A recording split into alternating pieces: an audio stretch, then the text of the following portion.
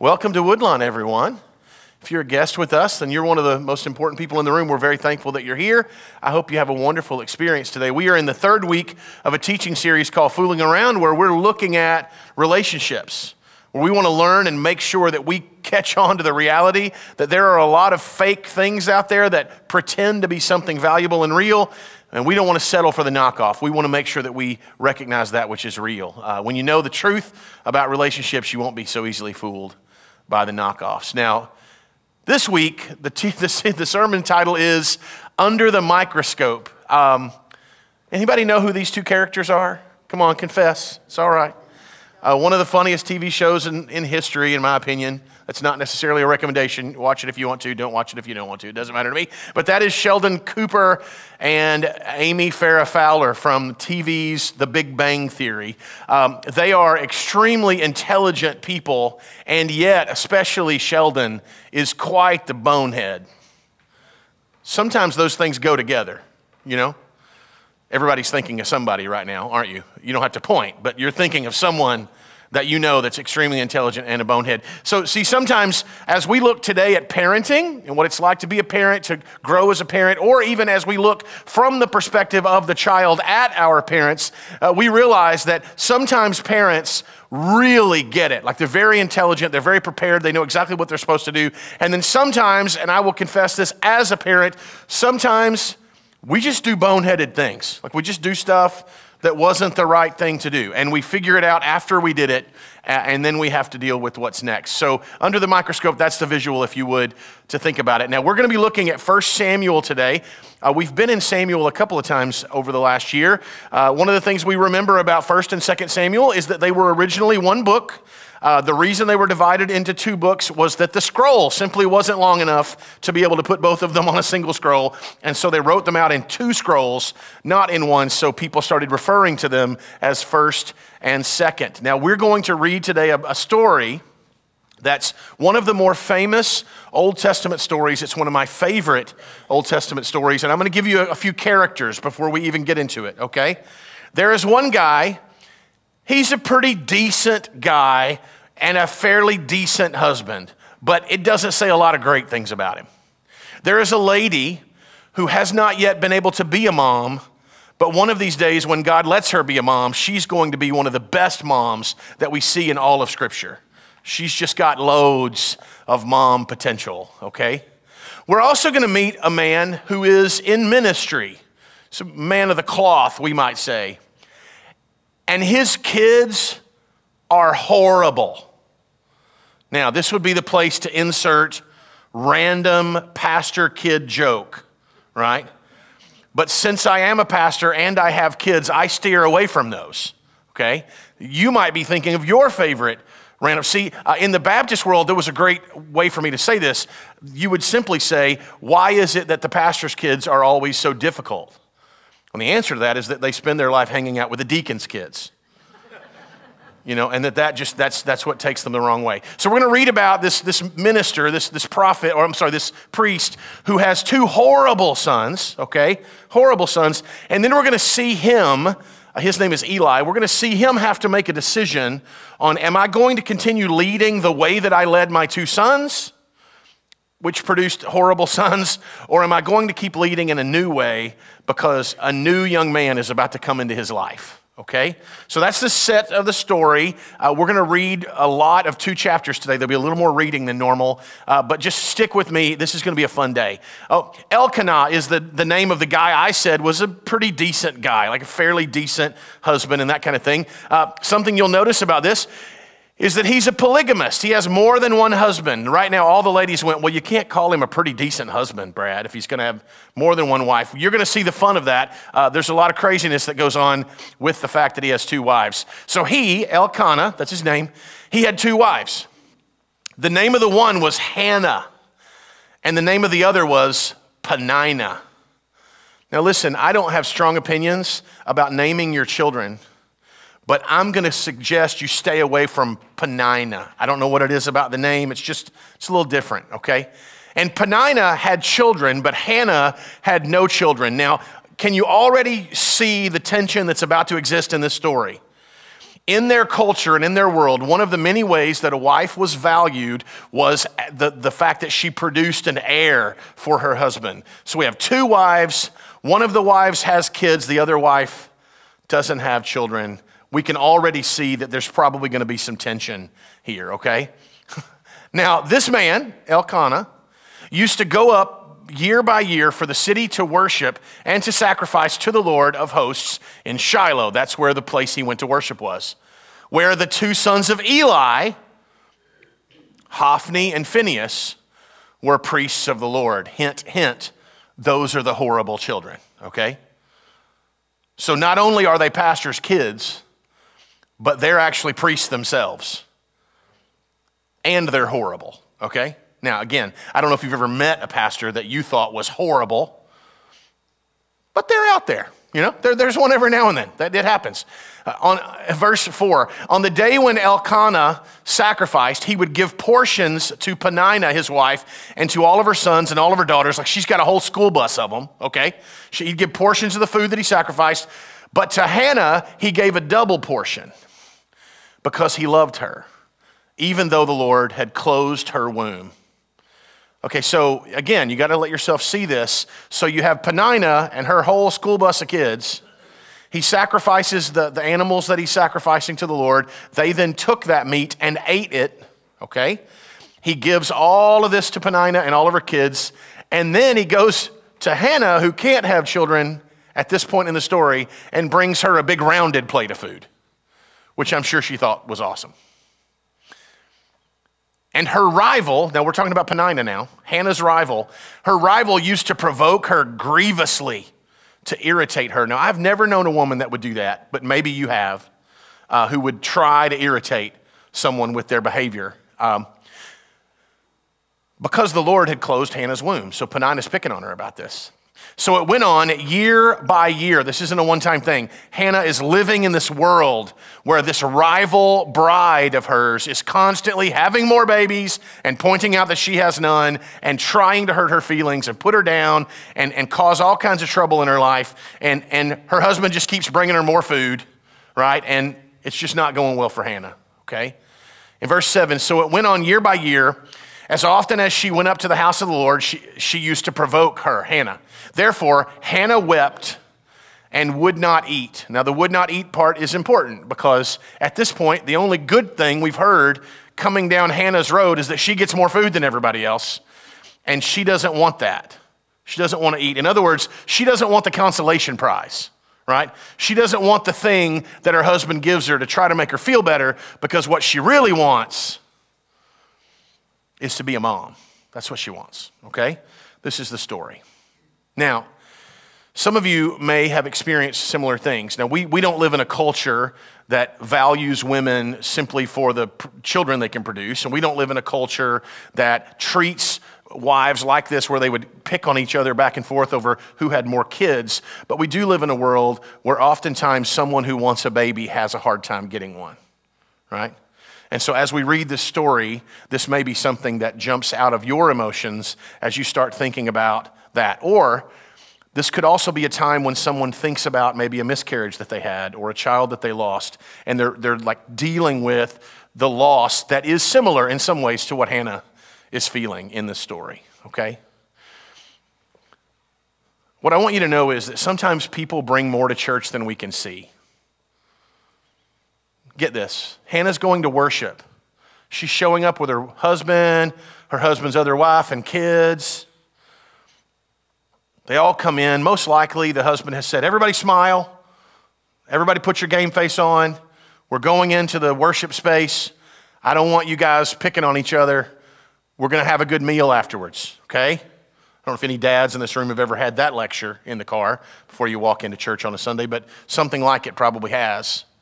They walk in, and Hannah is present at the sacrifice, there to worship, and what no one else around her probably recognizes is that she's dealing with some serious internal, emotional, and spiritual pain. Here's the thing about we as American churchgoers. If we don't watch out, we will believe everybody's smile at church. If we don't watch out, we will start to think everyone around us is so happy. Everyone around us is so thrilled. Everyone around us is so excited. And even pastors, a lot of pastors my age and younger, they almost always like intro the message or something with, "I'm so excited. Such a great day." Well, the reality is, it's not always a great day for people.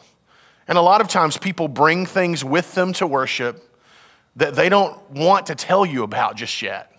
They may not even be ready to tell God about it just yet. And so Hannah walks into a place of worship burdened heavily by the things that she's feeling.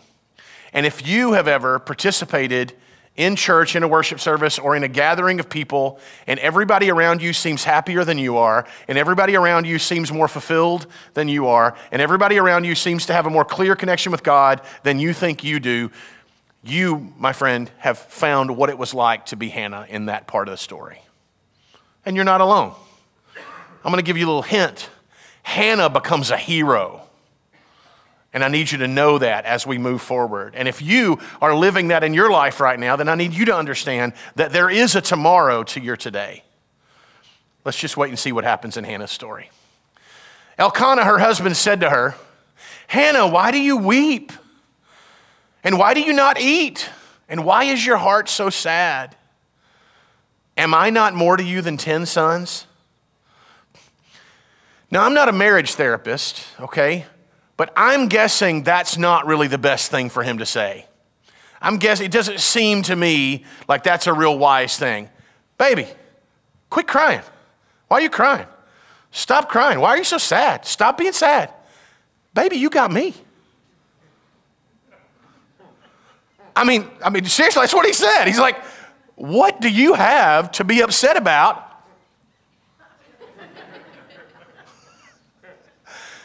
So we should do a test, guys. I want all of you who are married in the room to wait until the next time your wife cries and just test it.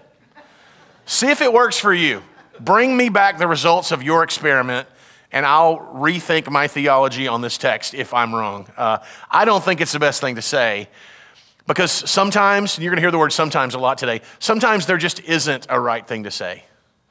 Sometimes there isn't. Have you ever been in the spot where you're around somebody who's hurting and you genuinely care, like you really want to help, and you sit there thinking, "I don't know what to say.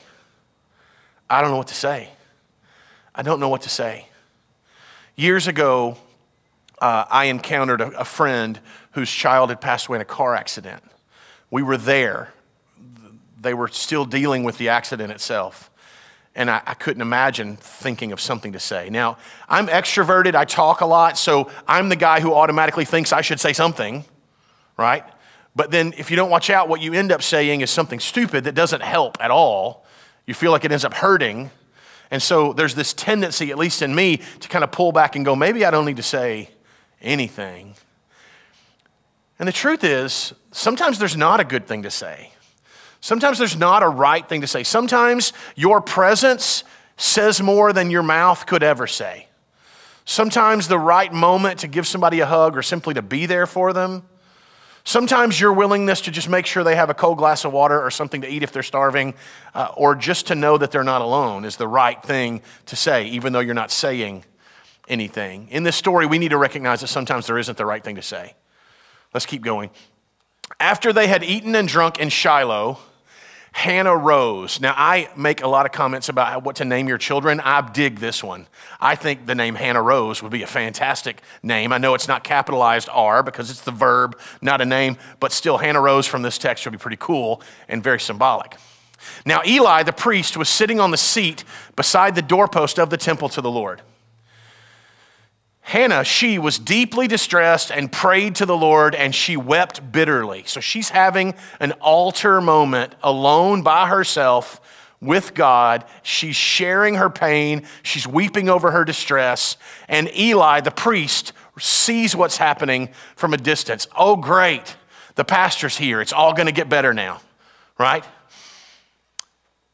And she vowed a vow, and she said, "O Lord of hosts, if you will indeed look on the affliction of your servant and remember me and not forget your servant, but will give to your servant a son, then I will give him to the Lord. all the days of his life, and no razor shall touch his head. By the way, that's the Nazirite vow. That's her saying, Lord, if you will just let me have a son, I will do everything in my power to make sure that he is top level, all-star God follower. I will make sure that he knows who you are and what you did, and I will raise him to follow you with the greatest of my ability, and he will be one of your most devoted and beloved followers, Lord. He will be that committed to you. The lesson I think we learn from this is that sometimes we need to spend more time giving our children to God. Let me talk about what I mean by that. We have been raised in a very consumeristic society, and sometimes what that does to our prayer life is it teaches us to simply ask for lots of things. Now, there's nothing wrong with asking for things from God. The New Testament specifically teaches us that you have not because you ask not. So there's not anything wrong with going, Lord, I need this. Lord, I hope for this. Lord, can I have this? Lord, would you give me that? There's not a problem. But what we see in Hannah's prayer here is not only that she's requesting something, she's telling God what she's going to do with it. If you give this to me, this is what I'm going to do with it. And ultimately, the real blessing in this is not just that Hannah gets a child, but that God receives another follower. God is given glory by her choice and her commitment. Sometimes we need to give our kids to God. And the word sometimes is really the wrong word there. It needs to happen all the time. Parents, you know how hard this can be, right? Let's not pretend this isn't tough. This is really challenging because they're ours. I can't think of anything on this planet that I think of as mine more than my boys. And at the same time, the thought of trusting God with them and taking my hands off and giving them to the Lord and trusting them with the Lord. You see, I know what you know too, is that God's definition of safety in their life is not necessarily my definition. God's definition of success with their life is not necessarily my definition. God's definition of a long life on this earth is not necessarily my definition. God's definition of what's worth dying for is not necessarily my definition. And when I give my children to the Lord, it means that I'm stepping away and I'm trusting His definition of all those things. And that's hard to do. But it's what Hannah does, or prepares to do, says she'll do in this story. As she continued praying before the Lord, Eli observed her mouth. I think that's a strange sentence. I think it's a strange sentence. In other words, he sees what's happening, okay? He's the leader. He's the spiritual leader. Hannah was speaking in her heart, only her lips moved and her voice was not heard. Therefore, again, I told you, the preacher's here, all's going to get better, right? Eli took her to be a drunk woman.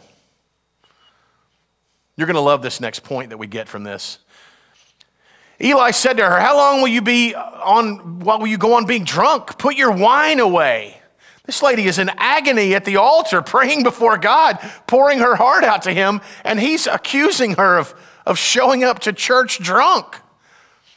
She says, "No, my Lord, I am a woman troubled in spirit. I've not drunk neither wine or strong drink, but I have been pouring out my soul before the Lord." You see, sometimes spiritual leaders can be boneheaded. I know I did that as a funny, but let me talk to you about something serious. Does somebody amen that? Timmy did. Thanks, Timmy. Thank you, sir. Yeah, he amened it, but Todd agreed. Here's what I need you to understand. I've been a pastor this month, actually. I've been a pastor for 30 years.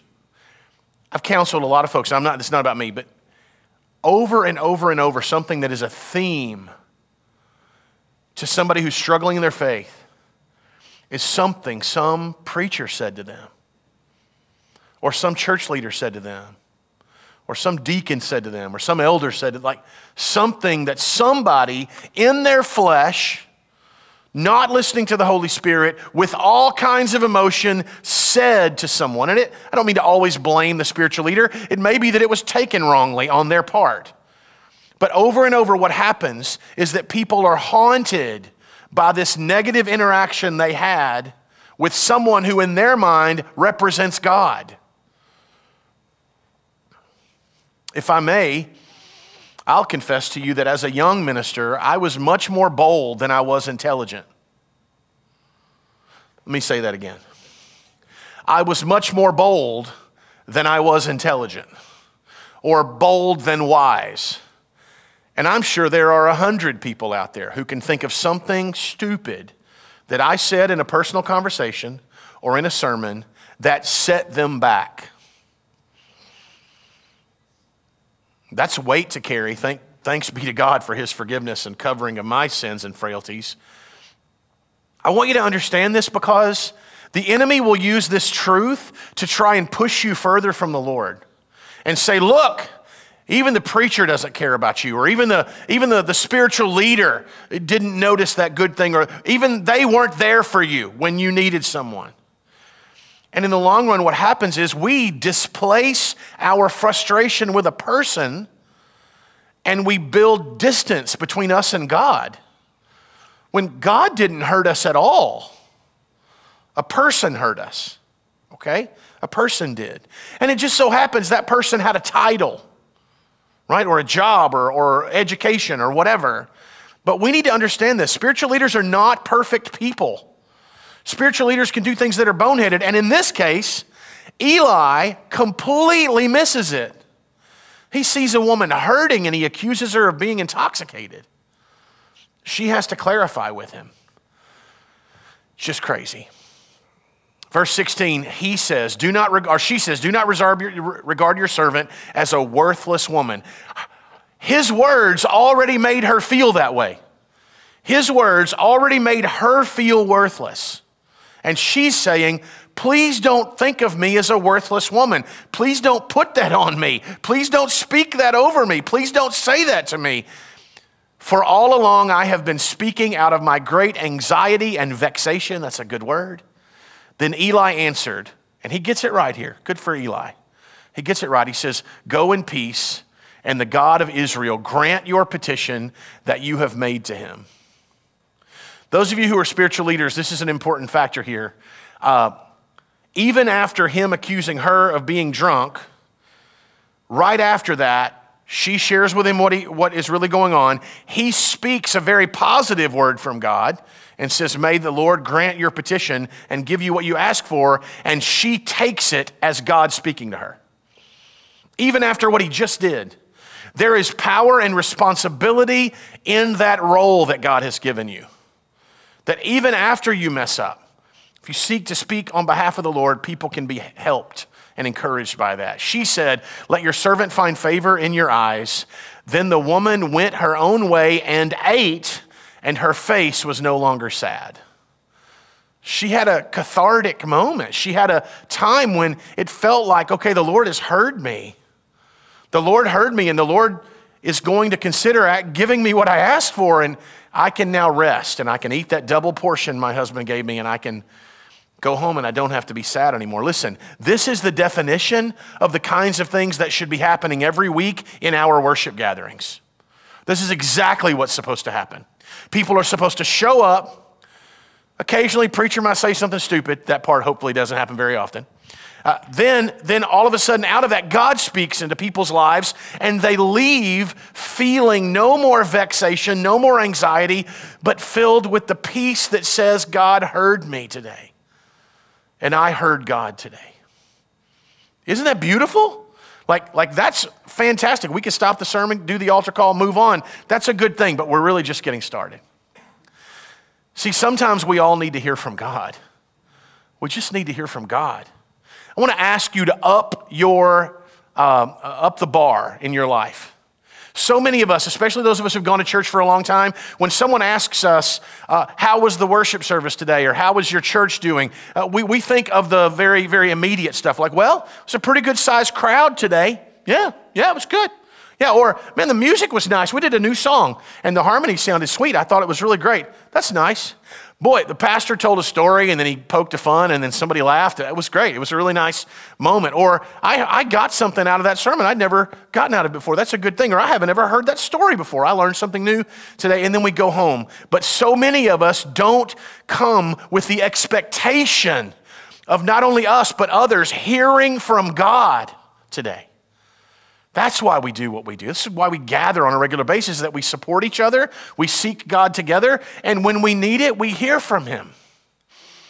Sometimes all you need is just to hear from God. This is what Hannah gets this day in worship, right after she was accused of being drunk. Verse 19 says, they rose early in the morning and they worshiped the Lord. And they went back to their house in Ramah, and Elkanah knew his wife Eve.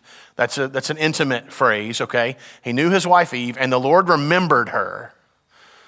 And in due time, Hannah conceived and bore a son. And she called his name Samuel, for she said, I have asked for him from the Lord. Sometimes we just have to wait and trust in God. We just have to wait and trust. Do you know that the answer you've been hoping for years could come this afternoon? Do you know that the thing you've been seeking and hoping for from the Lord forever could happen in the next second? It could. A lot of times, the reason why the Lord tarries in our request is that there's something else that He might even deem as more important than answering the prayer the way we want it, that He's helping us learn. And we only learn those things from really waiting on Him and developing a greater sense of trust for Him. And that only happens when He has not yet given you what you ask for. That's waiting on the Lord and developing strong trust in Him. That's what Hannah is doing. Now listen, this is important because Hannah has to have that in order for chapter 2 to happen. Hannah has to have a greater sense of trust in the Lord than what we've seen her have so far in this story, if chapter 2 is going to happen. So God is building her up because ultimately He's going to answer her prayer in a much bigger way than she even prayed. He's going to give her so much more than a son. He's going to give her so much more than the birth of a child. We're about to change the story of an entire nation through this one son that she's been seeking for so long. And in order for that son to be the man he needs to be, God is helping Hannah become the mom and the woman and the follower of God that she needs to be. And she's not quite there yet, but we're almost there. The man Elkanah and all his house went up to offer to the Lord the yearly sacrifice and to pay his vow. But Hannah did not go. She didn't go back to the altar with the son.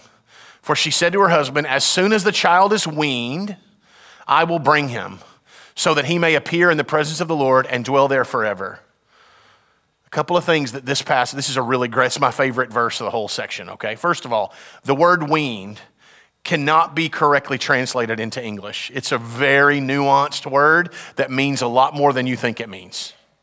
Okay, so obvious meaning, we're talking about a mother of a newborn who is breastfeeding and who is going to wait until that child no longer needs her nourishment physically so that he can be separate from her, right? Like that's the obvious answer, but there's much more than that.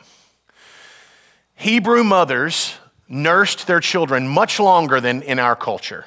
In fact, the average Hebrew mother nursed their son or daughter about 5 years. About 5 years. Now you do that, they like give you a reality show and call you strange, right? But in their culture, that was very much normal. Now here's what's really cool, okay? This is really, really cool. I'm not trying to throw like mom guilt on anybody, so don't hear that from me. It's different culture, different time, but here's something they did. Mothers, Hebrew mothers, took that 5 years, invested sole attention into the child, and their job was not only to feed the baby and hold the baby and keep the child close, but their job was to teach that child every spiritual truth they knew by the time he or she weaned. The idea of weaning a child to a mother in the Hebrew world is that I'm now pulling myself out of this child's life a little bit because I've given them all that I can. I've taught them everything I know. I've invested in their spiritual life. I've taught them who God is. Keep in mind now, Hebrew people, especially Hebrew boys, memorized the entire Pentateuch, the first 5 books of the Old Testament, in Hebrew by the time they were 12 or 13. A huge part of that is what a mama has taught a 4 and 5-year-old child while she held he or she close. What Hannah is saying is not, I'll take him up there as soon as he can eat solid food. It's not what she's saying. She's saying, I'm going to do what God has called me to do in his life, and all of those spiritual truths that I've learned from the years of not getting what I asked for and trusting in God and waiting in him and then seeing him deliver and be who he is, all of that I'm going to pour into this baby for the first 4, 5, 6 years of his life. And then it will be time. Let's keep going. And when she had weaned him, she took him up with her, along with a 3-year-old bull, an ephah of flour, and a skin of wine. And she brought him to the house of the Lord at Shiloh, and the child was young. This word is like the space between being a baby with your mother and the space before you become an adult at bar mitzvah. This is that space that he gets. So he's a 5, 6, 7-year-old boy at this point. Couple of things to keep in mind. Charles Spurgeon, I love to quote, he says, before a child reaches 7, teach him all the way to heaven. Better still, the work will thrive if he learns before he's 5. Interesting little phrase, a good one to memorize. Before a child reaches 7, teach him all the way to heaven. Better still, the work will thrive if he learns before he's 5. You want to know why children's ministry is going to be a gigantic part of our future? Is that not everybody has Hannah for a mom. A lot of people have Hannah for a mom. If you got Hannah for a mom, children's ministry probably not that big of a deal. But most people don't. And so we're going to do everything we can as a church to invest in every child that crosses our path to try and help them know all the way to heaven by the time they're 7, okay? That's the idea. Sometimes a child simply needs his or her parents to focus on and give attention to the child. That's what they need. That's what they need. It's why it's such an important thing for us. And this is something Hannah does. I love in this story how Hannah goes in the first chapter from, why me, Lord, why am I so bitter, to, why me, Lord, why am I so blessed? She goes from bitter to blessed just with the way he leads her and guides her. In verse 25, then they slaughtered the bull, and they brought the child to Eli. And she said, oh, my Lord, as you live, my Lord, I am the woman who was standing here in your presence praying to the Lord. For this child I prayed, and the Lord granted me my petition that I made to him. Therefore, I have lent him to the Lord. As long as he lives, he is lent to the Lord, and he worshiped the Lord there. So she comes back to Eli. She reminds Eli who she is, because it's been 5 years or so, 6 years since he's seen her. She tells him, this is the baby you told me God was going to give me. And now he's ready for me to hand him back to the Lord. Remember the vow of no razor will touch his head, and he's going to be a Nazirite prophet now? That's what's happening. And we actually see Samuel, the child, worship God. We see Samuel worship the Lord. It's not Eli here. This is Samuel that's worshiping. Sometimes we need to watch our children wrestle with and worship God. Sometimes we need to step back after we've prepared them, after we've helped them, and watch them wrestle with and worship God. One of the greatest reasons why teenagers leave the church at 16, 17, 18 so readily throughout America is that for whatever reason, something that used to be mom and dad's faith never simply became my faith.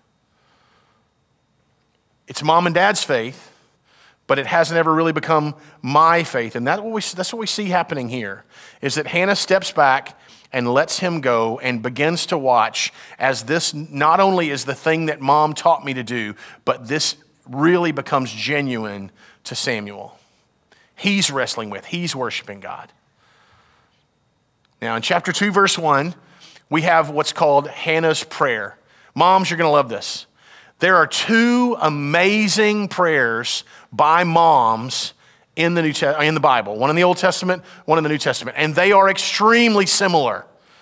The other is called the Magnificat. It's Mary's prayer. It's in the book of Luke. It's worth reading as well. In fact, if you read the 2 of them side by side, they're very similar. And what's crazy about this is that this is a prayer that she prayed and someone wrote down what she said. This isn't a poem she wrote over time. This just free flowed from her heart. And it's beautiful. And Hannah prayed and said, "My heart exults in the Lord. My horn," that means my strength, okay? My strength is exalted in the Lord. My mouth derides my enemies because I rejoice in your salvation. I kind of wonder who she's thinking of there when she says my enemies. I think maybe her name might be Peninnah, but I'm not sure about that. But there is none holy like the Lord, for there is none besides you. There is no rock like our God. Talk no more so very proudly. Let not arrogance come from your mouth, for the Lord is a God of knowledge, and by him actions are weighed. She's praying. The bows of the mighty are broken, and the feeble bind on strength. Those who were full have hired themselves out for bread, but those who were hungry have ceased to hunger. The barren has borne 7, but she who has many children is forlorn. She may not be talking about Peninnah, but she's definitely talking about her experience as she went through those things. The Lord kills and brings to life. He brings down to Sheol and raises up. The Lord makes poor and makes rich and brings low, and he exalts. He raises up the poor from the dust, and he lifts the needy from the ash heap to make them sit with princes and inherit a sea of honor. For the pillar of the earth are the Lord's, and on them he has set the world. He will guard the feet of his faithful ones, but the wicked shall be cut off in darkness. For not by might shall man prevail. In other words, the power of God is what does this. The adversaries of the Lord shall be broken into pieces. Against them he will thunder in heaven. The Lord will judge the ends of the earth, and he will give strength to his king and exalt the horn. That's the strength of his anointed. These 2 great prayers for mothers are powerful and exciting. And if you had a praying mom, then you understand the importance of the prayer of a mother. If you are a mom, then need to know the power of the prayer of a mother. As we kind of wear down here and come to the end, we have a few thoughts now about Eli and his children. Verse 12, now the sons of Eli were worthless men. That's in the Bible, right there. That's what the scripture says. The sons of Eli were worthless men. That's what it says. They did not know the Lord. Okay, now, it's not that they're worthless because they don't know the Lord. It's that they don't know the Lord because they've chosen a path that's worthless. That's what's happening here. By the way, they were priests in the house of God. And this is what the scripture says about their personhood. It's a big deal. I'm going to skip down. That was verse 12. We're skipping all the way to verse 22, okay? Here's what has happened. Eli has talked to his sons and tried in a way to convince them to change their ways. But when they said no, he backed off real quickly, okay? And things are developing so that Eli is about to be challenged in a huge way. Eli was very old, and he kept hearing all that his sons were doing to all of Israel. How they were laying with the women who were serving at the entrance of the place of worship. And he said to them, "Why do you do such things? For I hear your evil dealings from all these people." No, my sons, it is no good report that I hear the people of the Lord spreading abroad. If someone sins against a man, God will mediate for him. But if someone sins against the Lord, who can intercede for him? But they would not listen to the voice of their father, for it was the will of the Lord to put them to death. Now, we're not going to dive into that second part. That's a pretty heavy statement. But the issue here is that these boys are not changing their ways. They're not bowing to the Lord. They're not asking for forgiveness. They're not interested in being a different person. And Eli's leadership in their life has not resulted in his sons loving God.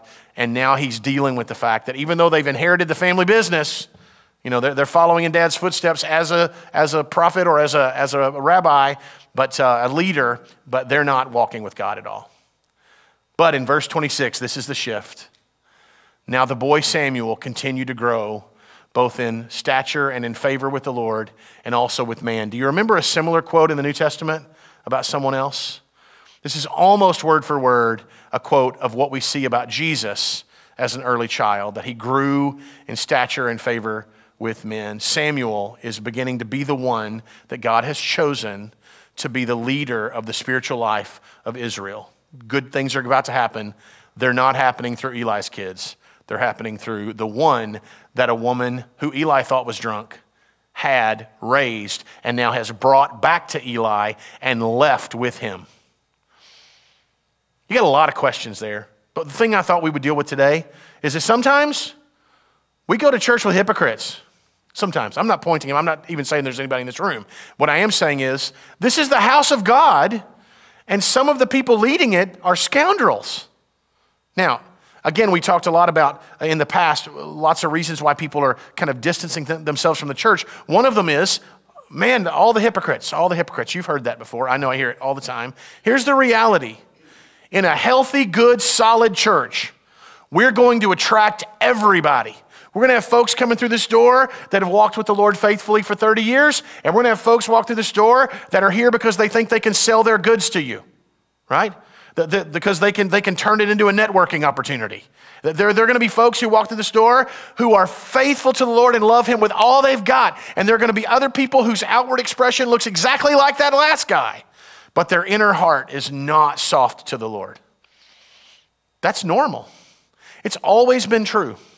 In the New Testament, we talk about goats and lambs being blended together in the same crowd. It's not even our job to sort it all out. It's our job to realize that we're not here to worship people or to be impressed with people. We're here to worship the Lord alongside of people. And as we do that and live life with people around us, that many of them become genuine, fully devoted followers of Christ. And some of them won't. And that doesn't mean that our faith should falter, because God is not the one who failed them. It's they in their sin that chose not to submit themselves to Christ. Sometimes you go to church with hypocrites. It just happens. In the story of Eli, we have not only the callousness of two sons, but at this point in the story, we also have the cowardliness of a dad who lets his sons run rampant in their sin and only slightly suggests that they stop. In this, he's not only being a bad father, he's being a bad boss. He's letting this happen in something that's under his watch. But God's about to give Eli a second chance, or a third chance, I guess you should say, because now Samuel is under his care. And Samuel, from an early age, seems to be devoted and committed to the Lord. The story ends when a man of God arrives, and since Eli would not deal with his sons, what ends up happening is that God chooses to deal with Eli. This is pretty awesome for Hannah. Sometimes when you raise up a child in the way they should go, they become prophets and kingmakers. I'm going to give you a little foreshadowing. It ends up being Samuel as an adult that God uses to choose the first and second king of Israel. It ends up being Samuel that chooses David from the field to become King David. This young boy that's about to be raised in this place of worship by Eli. All of a sudden, Samuel's faith stays strong and God uses him greatly. Last slide of the day, and I hope we can all take this. I want you to know that no matter when you look in the mirror or even right now you think, you know what, I was a fantastic parent. I really think that was one of my best parts. Not like in a bragging way, but like, man, I'm proud of that. I'm proud of my kids. I think it's doing great. Or maybe you're thinking, man, I have made a lot of mistakes as a parent. And my kids, I can see some of my flaws in them. Truth is, you're probably both of those things. Like you're probably seeing both of those things. What I want you to get from the story of Eli is that there are many chances to be a parent in this life. Don't miss them. We only get one chance to parent our biological children, but we get to be a parent figure, if we so choose, to hundreds of people that need a parent figure. So if you have regrets about the past, dive in today. Eli could have said, don't bring Samuel to me. Look what kind of dad I've been. He doesn't do that. There's not a lot of bragging in the Bible on Eli. I'm going to brag on Eli for a second. Eli says, we don't see him play this out so much, but what seems to happen is that he recognizes, man, I messed this up with my kids. I don't think I've done a good job with them. But the Lord has brought this young boy to me, and his faith is genuine and real. And Eli pours into Samuel, and we see Samuel grow into a man of God. And I think if you ask Samuel, tell me about Eli, there would be a lot of positive memories. We can be a parent. We just don't want to miss the opportunity. I want you to think about this. When we think about children and youth ministry in the church, we almost always fashion that as if it's something adults do for kids or teenagers. Like they need it from us. And that's true. But there's another side to that. Because for people who would say, man, I wish I just had one more chance to honor God in the way that I bless a child. Well, you do. You do. And ministering to children in your life, to teenagers in your life, whether it's in a church classroom or somebody who lives down the street for you or being involved in a club at a school or whatever, those are all opportunities to do it again. They're all opportunities to invest again. And in doing so, there are a lot of opportunities to be an Eli to somebody else's Samuel. Don't miss it. Don't miss it. Would you pray with me?